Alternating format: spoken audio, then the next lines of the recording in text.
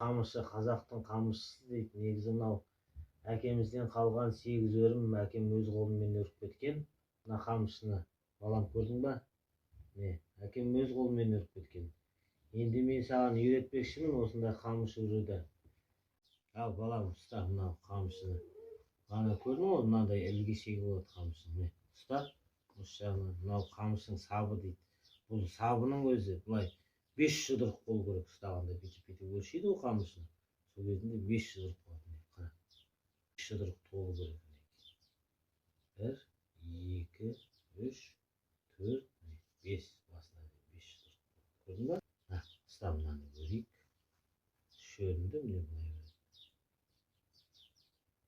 Сол жағын салады. Қазақтың домбырасы жаңа көрсеттім ғой саған.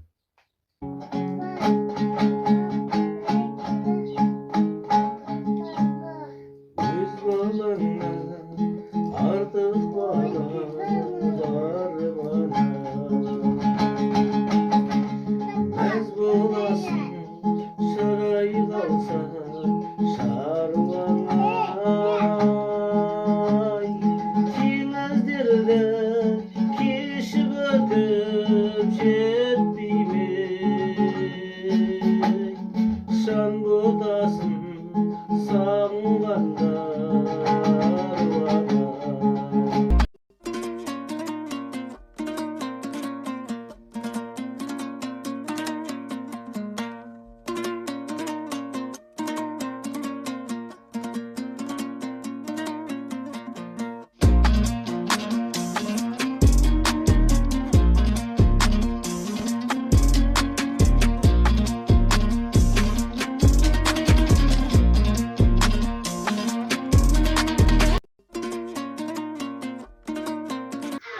Kanağa geldik. Kana осы. Енді танысасың, сен білесің.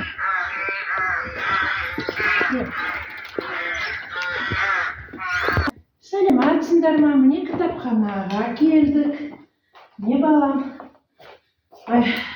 Немеремді келдім кітапханаға. Сен ертегі кітап оқып берсің? Оқып берем қазір саған. Сен ертегіні оқып бермесің? Иә, оқып берейін. Жалған Жанзада.